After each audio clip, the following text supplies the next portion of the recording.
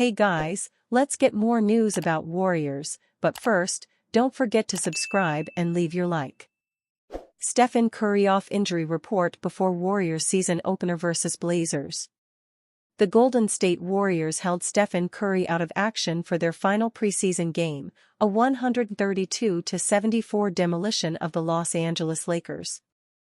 This put Curry's status for opening night in some doubt, as his name popped up on the injury report leading up to the Dubs' regular season opener against the Portland Trail Blazers.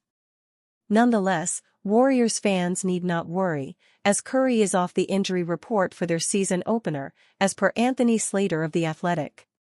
Curry has been nursing an injury to his finger. He sustained a sprain to his right index finger, causing it to be heavily taped. This development prompted some worry among Warriors fans, who saw how promisingly their team played during their undefeated preseason run. But Curry, at the very least, should be able to play through this without much trouble. In addition to Curry, Brandon Podziemski has also been dealing with a nose injury that he sustained during preseason. Podziemski won't be missing time, however, as he is off the injury report as well. In fact, Slater pointed out that the Warriors have a blank injury report heading into their Wednesday night contest against the Blazers, the exact manner in which they would want to start the season. Curry suited up in 4 of the Warriors' preseason games, only missing their final outing against the Lakers and a game on October 13 against the Detroit Pistons. In a similar vein to the way he began the 2024 Paris Olympics, Curry did not shoot the ball too well during exhibition season. He put up just 11.0 points, 2.3 rebounds, and 3.3 assists per game on 36.6% shooting from the field and 28.3% from beyond the arc. This should not be a cause for concern whatsoever, as the 36-year-old star usually rounds into form sooner than later. And against one of the worst teams in the Western Conference in the Blazers, a team that has perhaps the worst defensive backcourt in the league, he should have no trouble shaking off the finger injury and lighting up Moda Center. The Warriors have every intention in the world to compete for a championship despite residing in the ever-tough Western Conference as well as whiffing on their major off-season trade targets. For them to compete for a championship, however, they have to take care of business against teams they're undoubtedly better than, one of which is the Blazers. The Blazers should have plenty of difficulties dealing with the off-ball movement of Stephen Curry. Toumani Camara and Deni Avdija are their best bet when it comes to covering Curry, but that will leave one of Scoot Henderson and Anthony Simons on Andrew Wiggins or Jonathan Kuminga, which isn't ideal. Led by Curry, the Warriors have a better up-and-down roster than the Blazers. While starting the season on the road is not exactly ideal, especially with a potential trap game awaiting them, their laser focus on the goal ahead should give them the resolve to handle business in a workmanlike manner. Champ set high mark for Warriors to match. Former guard makes uninspiring team debut. Head coach Steve Kerr has repeatedly stated his desire for the Golden State Warriors to be a high-volume three-point shooting team, and that came to fruition during the preseason despite little impact from Stephen Curry. But if the Warriors want to lead the league in three-point attempts this season, they're likely to have their work cut out matching the reigning champion Boston Celtics. Celebrating ring night in the league's season opener on Tuesday, the Celtics obliterated the New York Knicks with a barrage of threes to light up TD Garden. Jason Tatum led the way for the hosts with 37 points on 8 of 11 shooting as Boston tied a league record with 29 threes in their 132-109 victory. The Celtics look destined to break the Milwaukee Bucks record set in 2020, yet they missed their last 13 three-point attempts over the last 9 minutes of the game.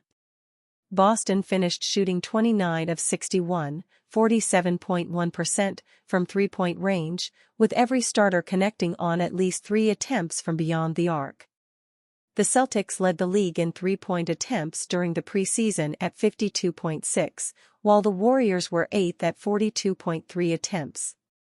Golden State are expected to rank higher in the regular season after Curry was limited to just 73 total preseason minutes, where he shot only 28% from three-point range. In the league's second game on opening night, former Golden State guard Donte DiVincenzo made his team debut for the Minnesota Timberwolves in a 110-103 loss to the Los Angeles Lakers at Crypto.com Arena. DiVincenzo played 31 minutes off the bench, but went scoreless in the first half as the Lakers built a double-digit lead. The 27-year-old made 2 threes and had 10 points in the second half, yet a monster 36-point, 16-rebound performance from Lakers star Anthony Davis proved too much for the Timberwolves to overcome.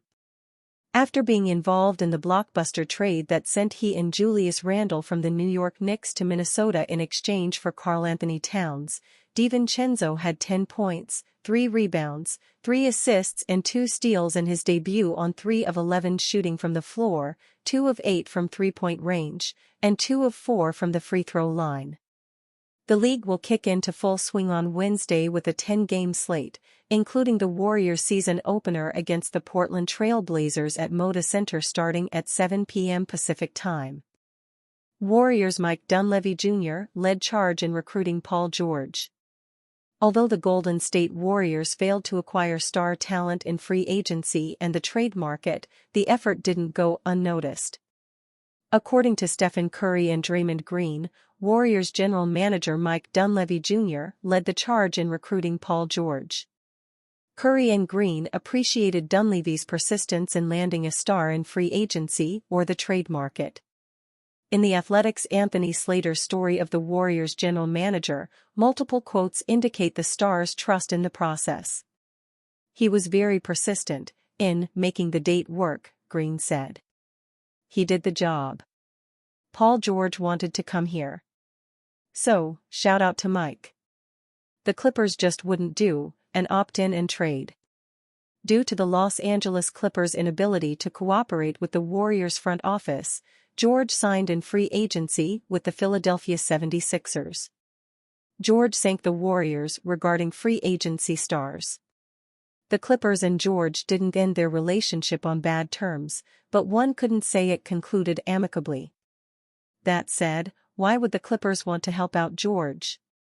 Furthermore, the Clippers helping a California rival franchise, which has eclipsed it in nearly every category, makes little to no sense competitively. Curry expressed the same disposition during the summer. "Let's keep it real," Curry said. "Most teams are probably not going to want to help us." However, Dunleavy bounced back quite effectively by signing multiple rotation players. And you fan? What do you think of the situation of Paul George? Leave your opinion in the comments.